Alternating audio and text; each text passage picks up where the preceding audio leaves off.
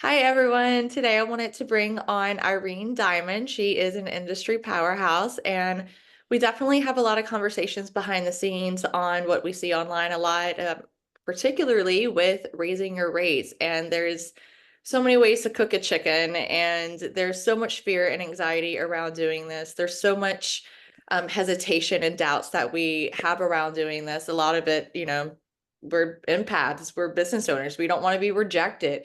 We don't want to offend people. And it can be a fine line sometimes. So, Irene is the boss babe of all of that. And she has a course, Ethical Fee Increase. And we just wanted to chat about that a little bit. She is starting to do them once a month at the beginning of the month. And that is super, super exciting because once you have access to it, you can literally go to all of them. And that's just one perk of this. So I'm going to let Irene take over, let her tell you a little bit about her background and why she's so excited for this ethical fee increase and just brag on herself a little bit. Let's rock and roll. Thanks, Rebecca. So, hi, everybody. Irene here. For those of you who've never met me, I've been around for a long time. I'm in San Francisco based, started the first wellness center in San Francisco, and I had no idea what I was doing. Signed a 5 year long freaking lease, just myself thinking, okay, I can do this. So, one of the things that you might observe about me is that I'm actually a very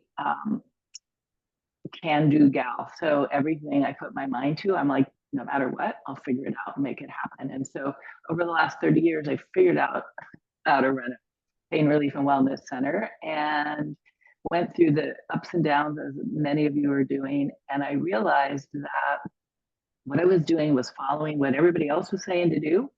And that's not the best way for me. And it might not be the best way for you as well. And so what I do now is bring my sort of tried and proven methods of having a successful practice to people like you who maybe want a shortcut and not have to figure it out on your own. And so this program is called Ethical Fee Increase. And like Rebecca said, there's a lot of problem, a lot of concern and confusion over how to set your fees. And maybe you were taught, you figure out how much do you need to make in a month? How much do you need to make in a week? What are your expenses? Um, what's the going rate when you look around and you see what the other people in your city are doing and charging, and then you kind of figure out, okay, the low end is whatever, $75 an hour, and the high end is $175 an hour, and then maybe you pick a number that's sort of safe in the middle. A lot of people do that. A lot of schools teach that. But what I've found over the years is that's the wrong way to do it. So in this program, we talk about how do you actually pick a rate that matches you, matches your business brand, matches your skills. But most importantly, this is where I always focus on is it has to match the results and the experience that your clients receive from working with you. So it really has nothing to do with your time. Yeah. Because if you're really, really good and skilled and competent, and somebody comes in with neck pain and you can get it relieved in 5 minutes, they want it relieved in 5 minutes. They don't want it to take an hour or 90 minutes. And so, too often, I see therapists who schedule based on time, thinking, well, if I book 30 minutes, I'll make $80.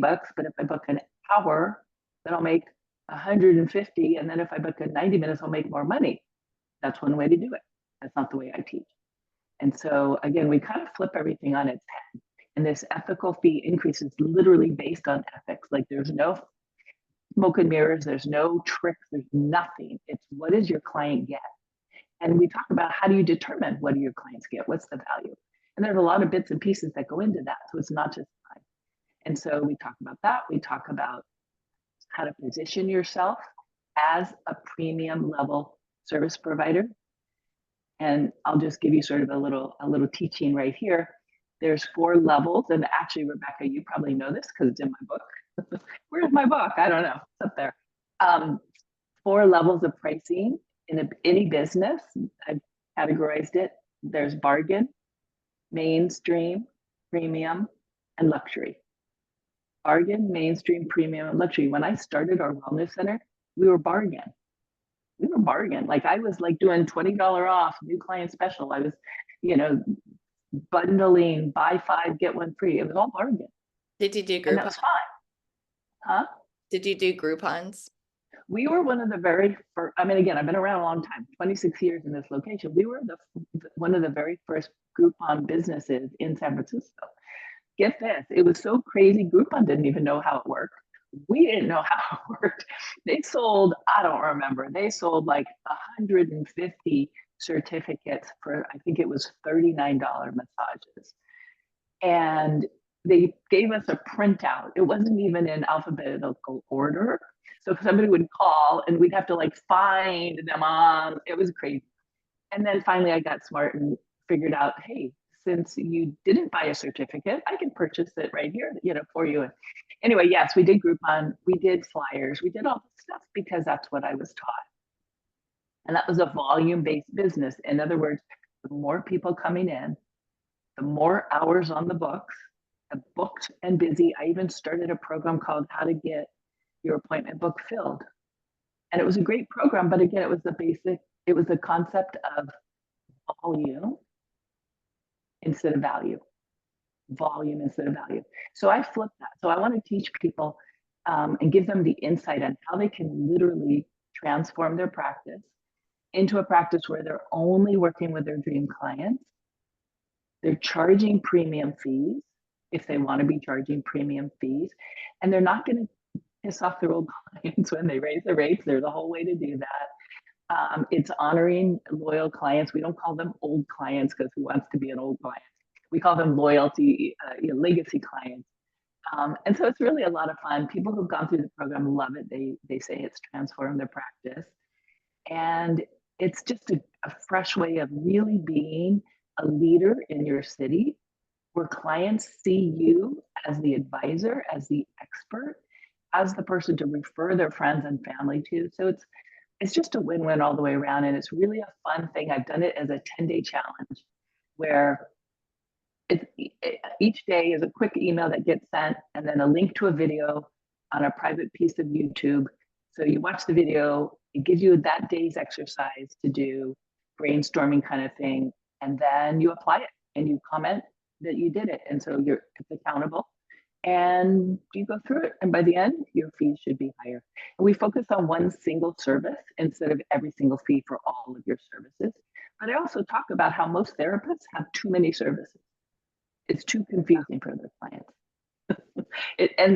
And the client is not a practitioner.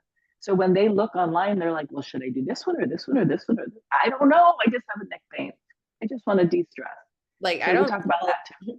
Right, like I don't sell services, I sell experiences. I sell going to people's houses for a couples massage and bringing a friend along that does the house cleaning and walking their dog while they're getting a massage. Like what's better than a massage than your house being spotless? Like after That's, it's, that's I perfect. So it's an wellness, experience.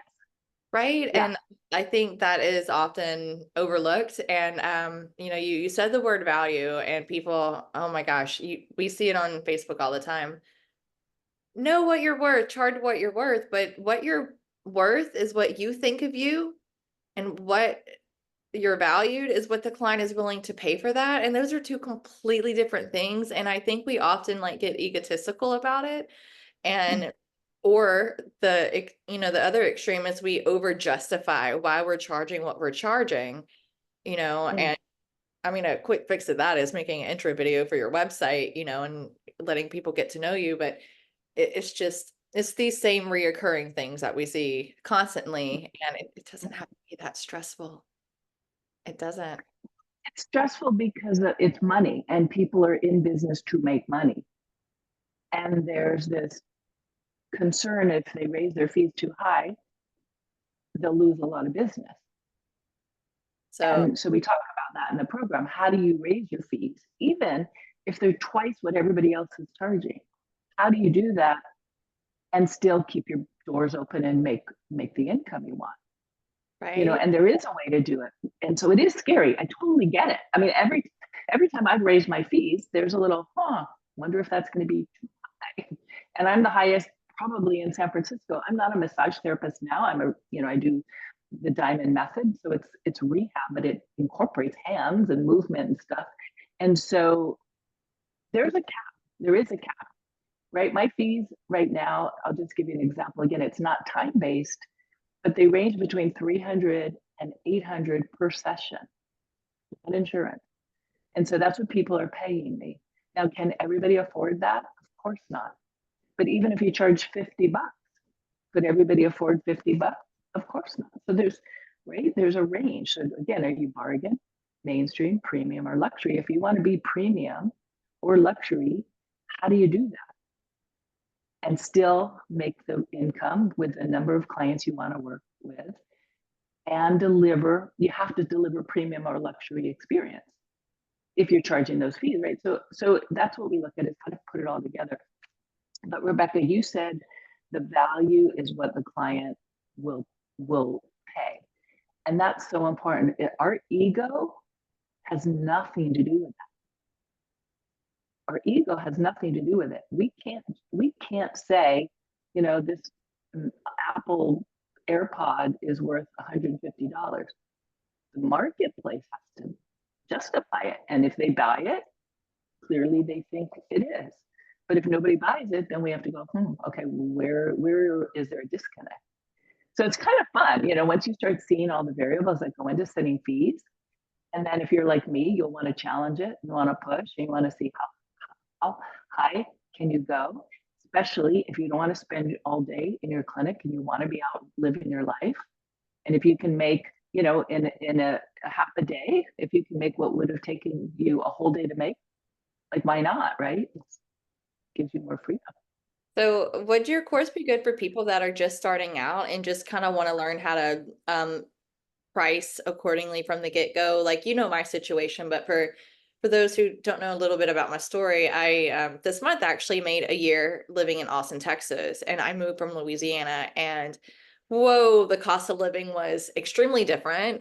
The market here is way more saturated. So I had the challenges of not only having had rebranded my business, but now I have zero clients from the scratch, starting from scratch. And I have to figure out, like, okay, like, this is a little scary, but it's okay. I'm trying to figure out how I can incorporate other stuff I couldn't do in my hometown because they weren't receptive to it. Now what? So now I'm having to, like, start all over and figure out how to, price accordingly from the get-go. And, there is one thing interesting about Austin, Irene.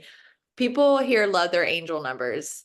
They love things that, like, my massages here are One. $140. People charge like $77 for an oracle reading, or like $22 for a pizza, whatever. People love using angel numbers here. It's weird sometimes how culture can play a part of that as well. Yeah, that's so funny. When I first started our pricing at the wellness center, everything ended in 7.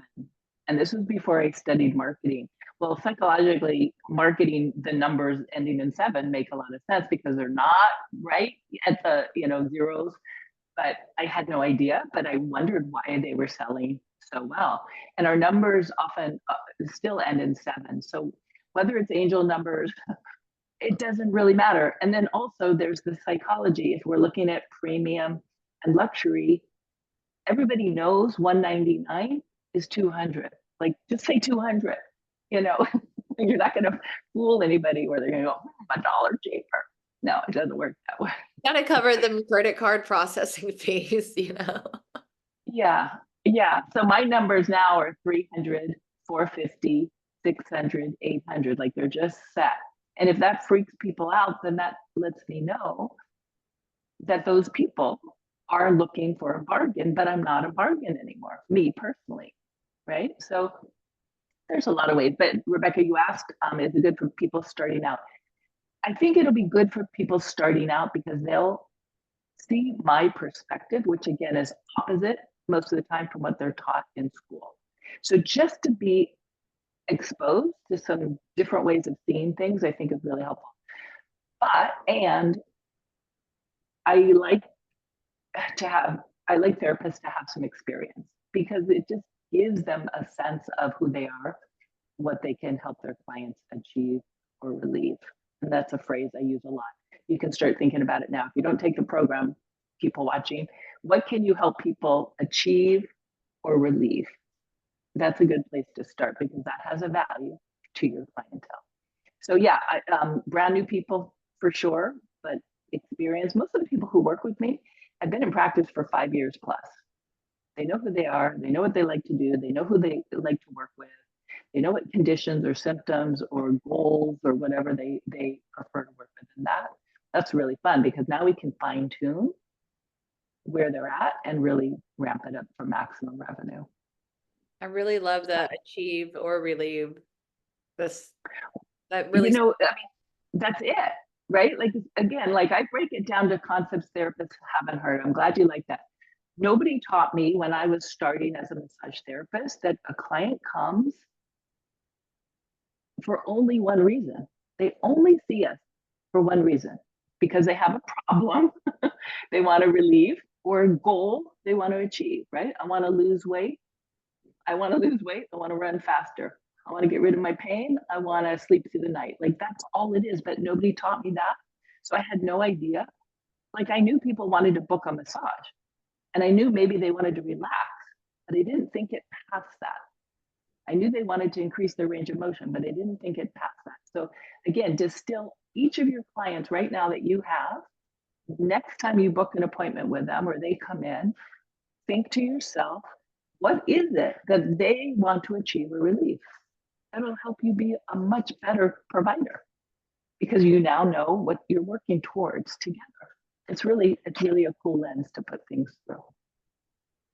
it really is. And I think it's important that we do see things through other lenses, whether we've been exposed to them or not before, because we all do have a very unique journey and upbringing and mentors and educators and experiences that we work with. Like our first conversation revolved around you working on cruise ships. We were at the World Massage Festival just chatting, and I was like, whoa, I didn't know that it could be like actually pretty successful. I've always heard bad things. So, people do have preconceived notions about things. And then we read Facebook threads, and then we have we do have, I do see the one-off people are like, oh my gosh, I raised my rates and now I think I priced myself out, and those things can be really intimidating and scary to read. And it's sort of like the woman that will not submit a resume because she doesn't submit 100% of the requirements, but a guy has like 4 of the 20 requirements and he still applies for the job. Like, there's always going to be room for improvement and perfection, whatever. So yeah, there's so many different perspectives to see this through. And Yeah. I know you have a Yeah. really unique one, and that's why I'm so fascinated, with your Yeah. course. My perspectives are not for the faint of heart. Like we started this conversation where I said, I'm one of those that it's a can do. Like you can make it happen if you put your mind to it. It can be scary, but it's also thrilling. I mean, what's life all about, right? And if we're in business, even if we're the sole breadwinners and we have our families, we have to support our families, there's a way of playing, if you will, playing with our fees and raising them. So we're compensated gorgeously. Like that's what we want. We don't want to just be making barely scraping by.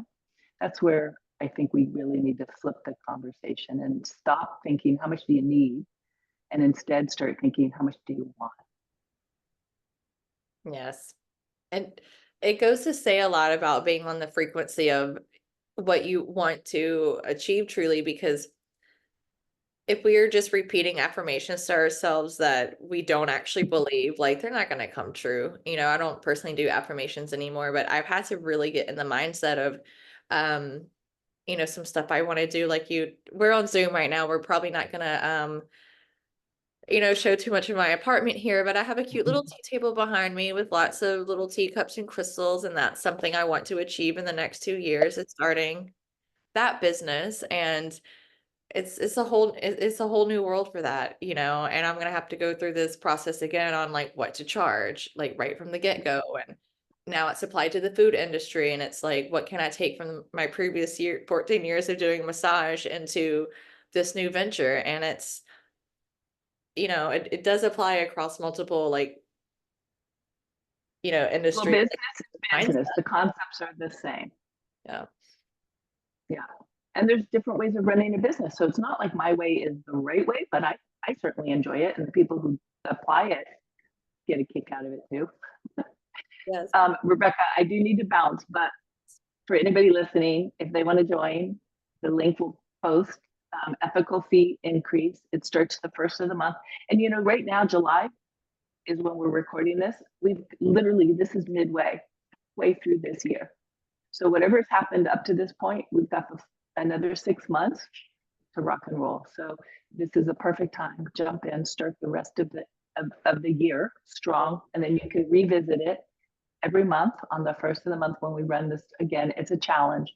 You will be challenged. You'll have to look at your scary thoughts. That's cool. We talk about it in the program. But then on the end, it's so much fun. And it's actually $95 to join. And that $95 can be applied to a credit to working with me. So, I mean, like, it's really zero. It's a free program, or $95 and you just have a lot of solid information. Yes. Thanks And for being here. Go ahead. Go ahead, real great. quick. So I love that you do this on the first of the month because of the accountability and starting it off strong. Do you have like a private Facebook group for everyone who's taken this course so they can all have community with each other? No? We do, but it's not active. It's just a placeholder, so we're not really using it. No, it's definitely self-led, self-motivated. We're in there doing the comments in YouTube. Again, it's a private part of YouTube. But again, I hold people accountable, yes, but I also believe they're self-led, and I want them to hold themselves accountable in the sense of following the instructions in the program, which guide you to make yourself accountable, to leave a comment saying whatever that exercise was, and then we can reflect back on it next month, the next month, the next month. So, that's how we have it structured now. It's super simple. It's fast. It's like 30 minutes a day top that you'll need to invest. Yes.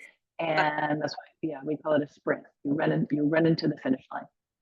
And I, then in I, 10 I days, like you'll have their great. challenges and sprints. And if you're neurodivergent like me, having structure is so important, and accountability and having like set dates to look forward to is awesome. So we're gonna link everything down in the comments, and I'm gonna link Irene's book as well because that's pretty awesome. But it's never too late to raise your rate, so you could start it.